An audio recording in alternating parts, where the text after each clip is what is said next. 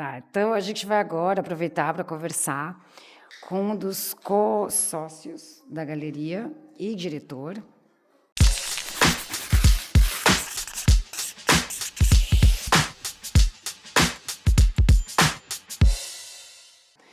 E ele vai apresentar para a gente, então, um pouco da galeria, para a gente conhecer no bairro central de Barcelona, super bacana. E can we know the gallery? Sure. Yeah. How many years? We've been here for 9 years now. 9 Yeah, 9 years. We've got 7 artists that work here. So we're a gallery space. We have exhibitions in this front space. Right now we've kind of got a pop-up market presenting smaller works. The works in the front of the space here are artists from the space, so artists like Silvio Lino, Karen Carreno, Reb, then we've got Rubicon, Mugraf, myself, and Lara Hochreiter. So yeah, a big mix of artists, an international bunch because we've got artists from Greece, Colombia, Romania. I'm from England, the US, Austria, and we have one Catalan. Just one. Just one Catalan. Yeah, big mix. It's nice because it's very accessible, yeah, for people. This Yeah, I kind think so. of pop-up. Yeah. In terms of the type of work, the sizes, the price range is very accessible, I think. And then physically, the location, we're very accessible because we're in the center of Barcelona, in the Gothic quarter. So we're super lucky. It's one of the things that attracts both visitors, but also the artists themselves, because artists like the convenience of being in the center. So yeah. But also the concept about being open doors, gallery. Yeah, I think it's important for me to have that energy, the flow, if you like, of people who can come in and see work that's in the streets. You know, artists like Rubicon and Lara, they both have murals on the street. Reb also has murals on this street. So, you know, they can come in and then actually see where the artists are making, you know, a slightly different kind of work because it's works on canvas and works on paper and things like that here. Whereas in the street, it's, you know, persianas or whatever. And can you talk a little bit about something you explained me once of a site specific? Like you think about what you're gonna put where, what's the message? With my personal work? Your personal of course. work. I mean, you know, when I place a piece, I think about how it might look in terms of the end photograph. I mean, it works on lots of different levels. So, you know, so I'm looking for backgrounds that are, on the one hand, physically good to attach pieces to, but then also have a rhythm or pattern that goes complementary or contra the rhythm and pattern of the piece itself. So, you know, for me, I think a little bit about the composition of the piece and how it will look in the greater scheme of things. So yes, site specific. Yeah, your art is more like the letters. Yeah, can we show? Sure. Yeah. I mean, this particular piece is a crown. It's a graffiti scribble. You know, the crown is you know, coming from graffiti culture. I mean, it's really made famous by Jean-Michel Basquiat, of course. But you know, graffiti artists were using the crown as a sign of self-affirmation. You know, these were kids who were given no voice in New York in the 80s, and they took their voice, they made their name, and then they started to call themselves kings. You know, kings and queens. And so you know, somebody deemed themselves to be king, then they would do a different whatever crown it was. And also the material, the material. Well, for me, the material is super important because it's cardboard that I find on the street, which for me functions as a metaphor for, you know, kids who've been devalued, discarded, not given the voice. And for me, cardboard is an industrial material that once it's been used once, it kind of loses its value, it gets discarded. So I like to, you know, use that metaphor as a metamorphosis from, you know, something that's been trashed into high art. So yeah, I like the industrial quality of it. You know, I expose the little corrugated parts and I add sand to give it more texture. And that you can see, but you cannot recognize. Right. Like something. Right. Makes it amazing. And this about the lights that you put. The support of light, like lightning. Yeah. I mean, you know, there's if you like, there's also a commercial element in that. Like, I really like the fact that, you know, the piece can be presented just with white, and then if of an evening you can change the ambience of your space with the light, or but with the letter pieces in particular, I'm super interested in the negative spaces. So it's about bringing emphasis to the negative spaces. So sometimes I do that with shadow, just literally white, black, or the texture of the background, or sometimes I'll use reflected light for color, and then sometimes light themselves. So just playing with that positive, with the dimensions, yeah? Yeah. So you're thinking about multiple dimensions. Of course, yeah. I mean, it's funny. I call myself a 2.5 dimensionalist because because they're essentially flat works, but because they're in relief, then they're not. They are 3D, but I call them 2.5 dimensional. And this negative that you told, for me, I think something about Escher. MC Escher. Here we're always working like materia, no materia, like this negative and positive. They have some influence about this concept, maybe? I mean, influence, I don't know if Escher is directly an influence, but I definitely see what you're saying. I mean, I get fixated with patterns, and obviously a lot of Escher's work is that pattern, the play on pattern. And I think actually one of the things I really like about Escher's work is the asymmetrical nature, the fact that the pattern is constantly shifted. Which is, pattern is important, and repetitive pattern I love. However, one of the things about repetitive pattern in the city is that it's often interrupted, so it becomes asymmetrical because there's people in front of it, or trucks going past, or graffiti on it, or the streets. So the symmetry is an important element of the funk. But I think in order to have more funk, like maybe Escher, then an asymmetry is nice to kind of take that. Yeah, I don't know why, but I always doing this relation with your work and Escher. Okay. Like as well the black-white thing. I think yes, also. Positive, negative, bump, on-off kind of rhythm. Yeah. But this white also have, or like those works, something about the Berlin. Yeah, the wall of Berlin and the broken. I mean, this is, I've also had a fascination with, metal textures, surface textures, and rust and oxidization especially, and so I'm playing with that, and also reflection. When you think about New York, you think about the trains, and one of sometimes the trains were like really shiny silver trains that so I like that. I'm from an industrial city. Liverpool is a pretty industrial city, so there's a lot of rust in metals and steels and stainless steel surfaces and that kind of thing. So I like playing with that, that mix of metals and again the funk of the light, because these are essentially positive negative spaces, and sometimes they're easy to read because of the way the light is, and sometimes they are completely abstract because the way the light shines back at you. So I like that play too. And you also work like a museum, with the lights and this concept. Also about the hip hop, it's like your the music, and you use the lyrics of hip hop and your letters and your message. Normally, yes. Yes. Actually, these two pieces are not. So it's a miracle. These two pieces. But the thing is that this is a project that I'm working on for a mural in Uruguay.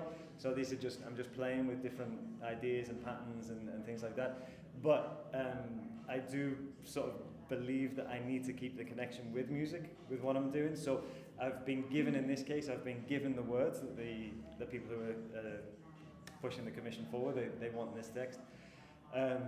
So what I'm going to do is reverse engineer it, and I'm actually working on the music with these lyrics in. So because I make music too, so nice. This is the track is in progress for this piece. So yeah. This is the relation about music and visual, because it's like a synesthetic, isn't it? Yeah. You like this, like to mix this? Yeah, I mean definitely. When I always have music on in the background, and often it's 90s rap music, and for me there's a visual equivalent to the acoustic patterns that I'm hearing. So music's on in the background. I'm not consciously listening to the lyrics. So what I'll do is I'll compress the text so that you can't easily read it. Let's see. So an example would be a piece like this. This is amazing. So it's this one it was all a dream. So a line from Biggie Smalls, and it actually starts to say, I used to read Word Up magazine. So just playing with the composition, playing with the colors, playing with the textures, the reflections, things like that. But essentially, it's you know, when I've got the music on in the background, like now, you know, I'm not conscious of the lyrics. It's just a pattern. It becomes a pattern, and so I present it as a pattern. So. Is your life like a soundtrack life? Like you're walking and you're living something now in your life and you start to sing? I would say my artwork is, you know, when I see if I see a little grill like this, then I'm like, oh, you know, this has to be used. So this piece actually was really small. It's the smallest one I've ever made, but this is so sexy in terms of the patterns that are going on there, and also the rust and the textures that to put something against that, you know. So for me, it is musical, you know. It's you know, looking for those moments that, you know, they become like a track for me, or at least when I used to DJ, I used to go to be in record shops all the time, and I'd pick out a bunch of new 12s that I hadn't heard before, and I would put them on the turntable, and I would know within 2 seconds, 3 seconds whether I'm going to buy that, you know, from the tone, from the pitch, from the rhythm of the MC's voice, whatever it is. I would know it's like a snapshot. So for me, these are like snapshots of music. Totally. So it's like, this is the moment where you put it on, you know, I'm going to buy that record. Reb is a painter, but you know, he also makes these sculptural elements because he uses so much graffiti, so much spray paint, that he hates waste. So he's making these little characters. Agora a gente vai nas entranhas secretas aqui. So this is our chill out space. Yeah. That's where the artists hang out in the evening. The reunion of the dangerous people. And then the first artist that we've got is Mograf. Mograf does this calligraffiti style, and it's a really good style for collaboration. So this is an example of a collaboration with Rilke Roca, who's actually from Mexico. So he's half Catalan, half Mexican. So Mograf's painted the background, and then Rilke's painted the face and the hat, and then Mograf's gone back into it, to, you know, with these details to finish the piece off. So we can have a quick look into his studio. Tcharam! Wow!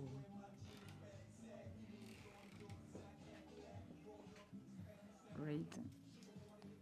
So I'll show you some of his t-shirts as well. Mograf does these calligraffiti t-shirts, which are literally just bleach. It's just bleach takes the color out of the shirt. How you do it with the pen? No, the He uses pencil. a paintbrush. Yeah, paintbrush. Yeah, paintbrush. Yeah, those. And it has lots of interesting different Yeah. paintbrushes here. Wow. Things like this. Ah, look amazing.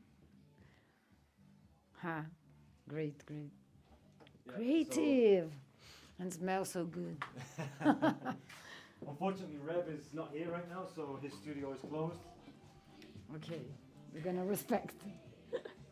He's also is really present in the streets of Barcelona, yeah? We see a lot of And a things. lot of his more recent pieces, he's actually had tennis elbow on his right hand, so he's been painting with his left hand, so he's been using a lot of spray cans. But you can see he keeps all the spray cans, so he'll recycle those, and he started to use them to make frames, Ah, like great. in this piece. Yeah. Whoa, And then that evolved into the characters, and then the lamps from there. amazing. So this is me. Genius. Ooh, very So- colorful those. So we've got examples of, you know, cardboard that I find on the street that I cut out, and this is one that will go back onto the street. This is some four, yes. They're normally a lot bigger than this, but I started to make these smaller ones because they're so much easier to transport around the city. When I make the bigger ones, they can hang around this barrio, but I can't take them too far. Whereas these, I can throw them you know, Better. on a bike and just take them. Go anywhere. alone? Yeah, usually. Yeah. Although I do like having the installation process documented, you know. So sometimes if I have a friend who can just take some photos, it's also a nice part of the installation experience. Those night you know. people. Yeah. Yeah. So I mean, these things I can do in the daytime. Nobody cares, you know. Yeah. So it takes me 5 minutes and nobody cares. So this is a bigger example of one of the. Nobody cares, but there is a lot of impact. People. When I say nobody cares that I am installing them. Okay. That's what I'm saying. Okay. You know, Thanks. people Okay. are. I've never had anybody say anything Yeah, to me. yeah. It's just, you know, Doesn't- people just go about their business. Okay. So here's an example of one of the text pieces. This particular one, I've played with the light on the back. This is reflected light, so the light is actually on the back of the piece. A good example of that is over here. You'll see this piece. Very colorful. So you see the reflected light, the orange and the pink and the yellowy green. It's literally on the back of the piece, not on the wall. So it's just literally reflected light. The secret. Yeah. And then from making those pieces, I would literally paint my text out on cardboard, usually not get it right. So then I'd paint it again in a different color, and then rotate it, paint it again in a different color, and rotate it again until I eventually get it right. Cut it out. Like a clock? You did like a clock? Exactly. Or like when I used to look at records, I'd turn them around and look at everything, Yeah. So, so that whole rotational process is how I arrive at these pieces. So I can give you an example of that. Workaholic. In this case, I'll use like a small stencil like this. So there's one layer, and then I just flip that around, so it becomes a palimpsest, a rotated text, So, so Can't Stop, Won't Stop, which is the first track off my album. Yeah, that's the Paper Knives and Dragonflies. The enthusiasm. Yeah. You say it for you every day in the morning. Can't stop, won't Can't stop. stop, won't stop. Yeah, Let's yeah, go. that's my Something like affirmation, this. my daily affirmation. You wake up like, stop. Yeah. And the other one you have very present is the love. No. Yeah, Erykah Badu, Love of My Life. Yeah. Which is one, this is a lyric from. I use this lyric a lot. In Is fact, it the most, you use. So this is, Yeah. Now There Is No Other, Love of My Life. It's, it's been, there's been a bunch of reasons why I've been using that recently. But, especially it's an ode to hip hop, it's an homage to the muse of, the fact that hip hop is the muse. And Totally. the original track was... You must have some inspiration, yeah? Yeah. The original track was, or the original inspiration for the track, I would say, was a song by Common called I Used to Love Her. And then the ode to hip hop that Erykah Badu did is with Common. And this is another one. So again, this is a good example of the way that I've cut the text up. So this says, her light beams on me. So her light beams on me. I love it when she sings to me. The love of my life. Amazing. Great. That's that. All a bit chaotic in here right now. There's you also don't put the things in trash. Yeah. Well, these are ones with a tiny bit in. We've got, again, Sam, the artist from Maine. He comes and writes on everything in my studio. So, A register. so should we go take a look at the rest of the space? Yes, please. Yeah. Okay, we're lucky enough to have this piece by Trete here. Trete is an amazing graffiti artist, unfortunately no longer with us. But yeah, super lucky to have that piece. This space is Lara Hackreiter. The great. Lara.huck_painter on Instagram. Super interesting painter. She's from Austria. She went to the academy, but now she's really experimenting using AI to help generate imagery and come up with ideas. But I especially like the way that she started to use fluorescence as underpainting. I think with, this is one of her latest pieces. These three are her latest pieces that are generated using AI to help come up with the imagery, and then she'll paint it. But the way that she's using fluorescent underpainting, I think, is really interesting. It's nice the way it gives the painting life and energy, just with these little hot spots, let's say. But it's especially nice within the realism because, you get this these tones of skin, tones of skin that just, are really, really beautiful. Like in here as well. Some details. So this is something that, she had an academic training, and this is something that it's definitely not a traditional way of making painting. People are thinking about the underpainting, thinking about the warmth and cool, but now that you've got the ability to use these synthetic fluorescent colours, it really means that you're able to get a different level of pop on the colour. Totally. I think. So this is 20 years of graffiti from Tres Chimeneas. The last layer was painted by Rubicon and Mugraf, so two of our artists, and then the wall was knocked down, and that is literally 20 years of paint. Yes, Tres Chaminées is one of the places that is legal, to paint. So that was a legal wall, so it would have been painted at least once a week. But Rubicon, you can see this is actually he's working with the students on this. He's doing a painting and then she's working underneath. Wow. But you can see he's got a really strong sense of Americana going on in his work.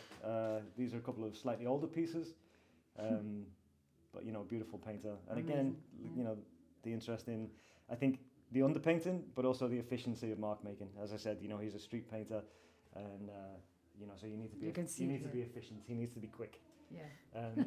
The other thing about Rubicon, that's why. the other thing about Rubicon is his street logo is the scissors. Had to run for the police. Yeah. Then up here we have Karen, who hopefully you'll speak to. Yes. Karen is a wonderful painter, draftsperson, artist from Colombia.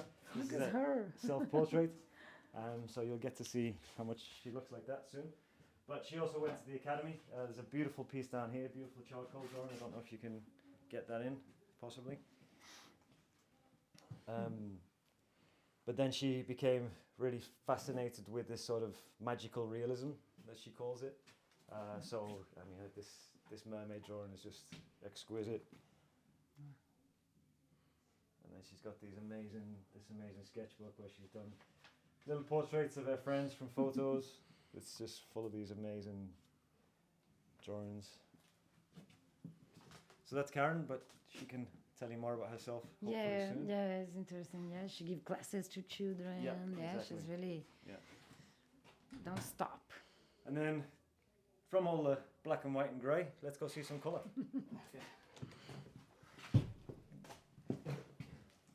Ta-dam. So this is Silvio Lino. Silvio's from Romania, and as you can see, he's a pop artist or meta-pop artist, depending on how you see it. So obviously The pop artist heavily inspired by this guy, Andy Warhol. And he uses a very similar technique in that he'll hand paint the background, so he'll be using a brush to paint these colours in, and he'll register them in the places that he wants them, and then literally just use a screen. Grab one of these screens to give you an idea of the process. The secret. Yep. So this is a silk screen You can do some big T-shirts. of an iconic image, but remixed with the Chanel glasses. So Marilyn Monroe, obviously, and then he would hand paint the background, like in this piece, and then literally just put the screen in place, register it in the right place, and then pull the ink through, From here. and then he's left with that. So he can reproduce more than one, yeah? So we can reproduce more than one, but each one is unique because he hand paints the backgrounds. Okay. So here's a good example of Cher as Nefertiti. So we got this version of Cher as Nefertiti, and then this version. Yeah. So really different. they're the same screen, it's the same image, but treated very differently. Yeah, so the support and a lot of things. And it's I've seen some of his images where maybe he only changes the color or something like that, but I've never seen two images exactly the same or even similar. Great. They're all pretty unique. Yeah. Also, we have urban flowers here. Urban Flowers is a friend of his and visited the studio one day, and Sylvia wasn't here, so he said, "Oh, can I leave my message?" He did a lot of things also in Barcelona. Yeah. So that's the space. Great. Thank That's you for the gallery. taking the time to look around with us. Ah, thank you. É como um labirinto, gente. Vocês viram? A gente foi entrando nas entranhas mesmo. Olha lá, super legal. Bacana lá, Brasil. Pode conhecer a galeria. E quando vier para cá, venham visitar, hein? Vale a pena, olha lá. Super simpáticos. Vem falando inglês, né? Já dá. Thank you. Thank you so much. Thank you a lot. Right. Ay, great. Sorry I ran off on you with the... Yeah, press. Oh, the microphone. Too far. Oh. Sorry, I didn't think. ¿Entiendes inglés? A little bit. Okay. Esse posso, né? Ai,